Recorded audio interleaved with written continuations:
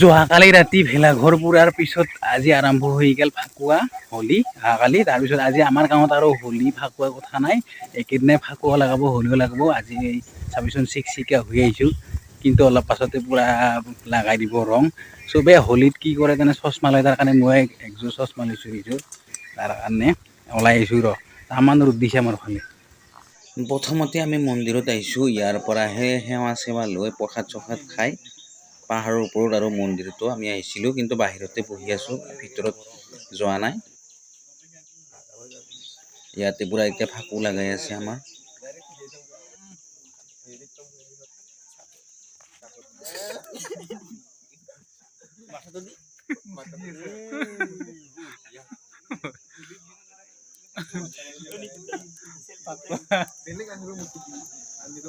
আৰম্ভ হৈ গ'ল আৰু আমি এতিয়া মন্দিৰৰ পৰা নামি আছোঁ, প্ৰসাদ চৰসাদ খাই লৈ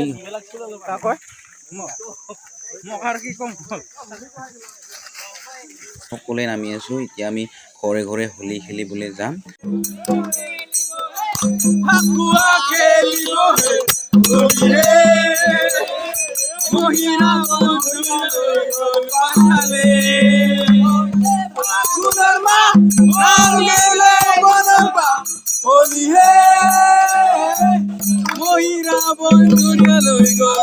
এনেকৈ আমি সকলোৱে গাঁৱত ঘূৰি আছোঁ, এতিয়া ঘৰে ঘৰে গৈ আছোঁ। গাঁৱৰ কেইঘৰ মাত্ৰ খাই থাকক ভিডিঅ'টো, তাৰপিছত যি পইচা দিব তাৰে খানা খাম।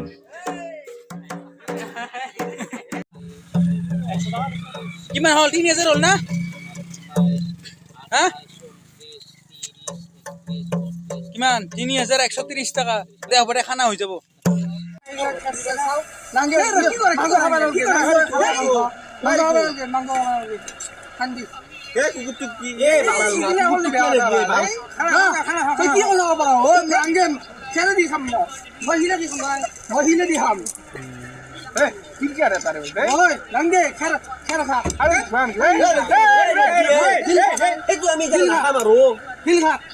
ভাগ্য ভাল ৰাতি হেনা নহ'ল আৰু।